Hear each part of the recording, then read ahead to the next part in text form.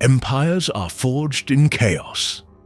History, like fire, often needs chaos to burn brightest. The path to imperial glory is rarely a straight road.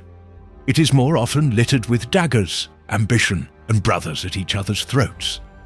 And time and again, what appears to be the twilight of a civilization is, in truth, its dawn disguised in shadow, the kindling for future glory.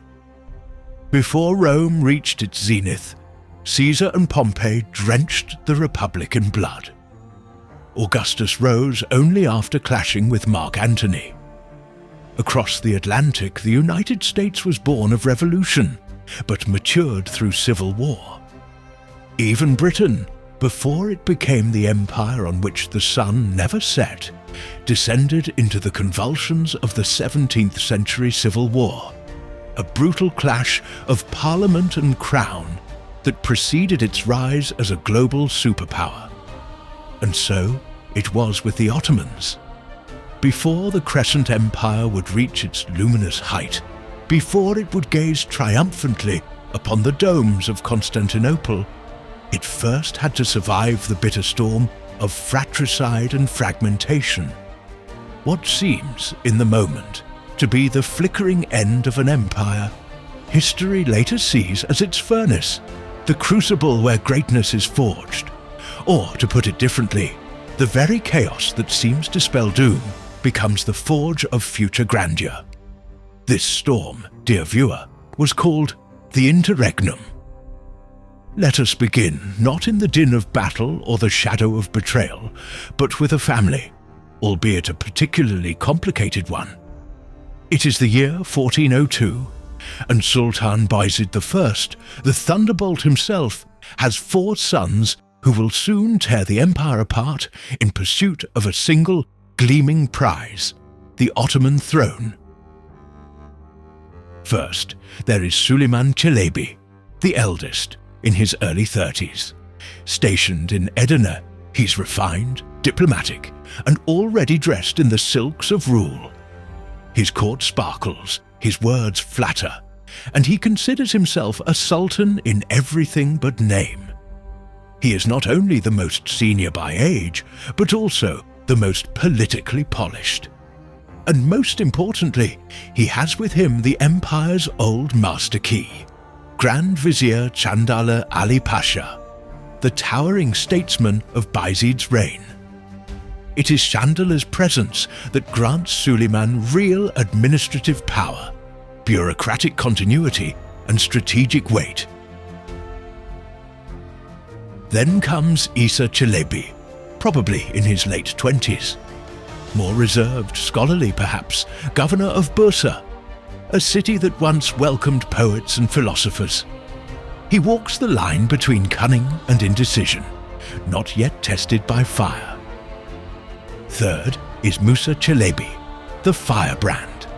In his mid-20s, impulsive, passionate, and military-minded. His loyalty is erratic, but his ambition burns brightly.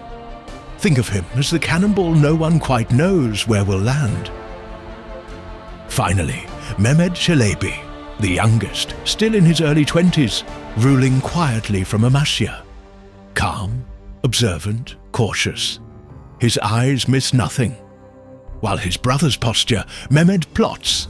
He is the one who sees the storm coming.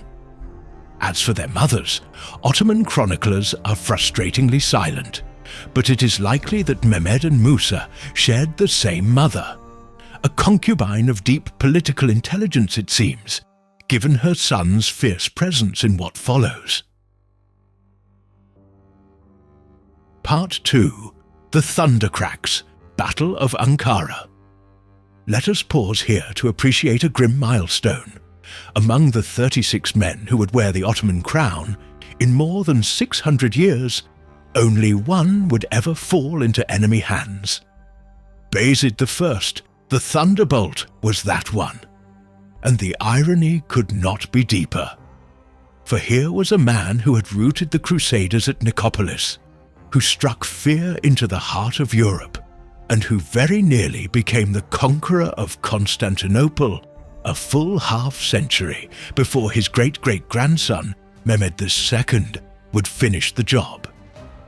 Yet his fate would reverse this legacy, not a conqueror, but a captive, dying in a foreign cage, watching the empire he built fracture in the dust.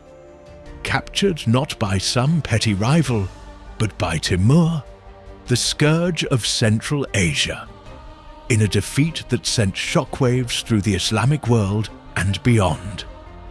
And perhaps the only reason the Ottomans were not wiped from the map entirely was Timur's own gaze shifting eastward. His ambition to subdue China, the great empire of silk and thunder, pulled him away from Anatolia just as he held its heart in his hands. But let us now return to the battlefield itself, to the moment when dust and heat gave way to panic and steel. And then the storm breaks. On the dusty plains near Ankara, in the sweltering heat of July 1402, the Ottoman dream is brought to its knees, not by slow decay, but by the thunderous charge of Timur the Lame. The conqueror from the east obliterates Bayezid's forces. The Sultan himself, the once invincible Thunderbolt, is taken, not because he fled, but because he didn't. True to his name, Bayezid fought until his limbs failed him, refusing to retreat, refusing to yield. He was a warrior king to the bitter end, and with his capture went not only his freedom, but the illusion of Ottoman invulnerability. It is one of those rare, spine-chilling moments in history where an empire gasps and almost dies. Part 3. The princes take their places. So, what of the sons? Süleyman, stationed in the Western Army Wing, escapes with the veteran Grand Vizier, Chandali Ali Pasha. He flees to Bursa, then swiftly to Edirne, establishing control over the European territories. With Chandala's guidance and the Edirne court infrastructure, he assumes a near-regal stance almost immediately, issuing decrees, forming treaties, and styling himself not just as a claimant, but as a functioning ruler. For a moment, it seems as if Süleyman might restore unity by sheer bureaucratic inertia. Isa, directly with Bayezid during the battle, also manages to escape. He returns to Bursa and claims sovereignty over Anatolia's heartland. His rule, however, lacks a stable foundation. Musa, possibly commanding a contingent on a separate front, is captured and taken east by Timur. He disappears into captivity, for now. Mehmed, safely ensconced in Amasya, was not present at Ankara. His absence becomes his greatest asset. He retains his army, his autonomy, and his opportunity.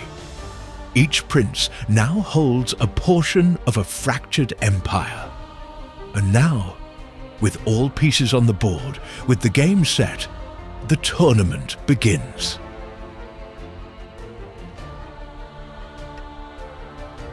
The Sultan is gone, the empire broken, but the game has only begun. 4 princes now stalk the ruins of Bayezid's dream. Süleyman, the silk-clad statesman in Edirne, weaving treaties like spider's silk. Isa, proud in Bursa, clutching the old heartland like a crown that will not stay on his brow. Musa, lost to Timur's chains, yet unbroken, a storm waiting beyond the horizon. And Mehmed, quiet in Amasya, watching, waiting, the wolf among jackals. They were brothers once. Soon they will be executioners. Next time, the tournament begins.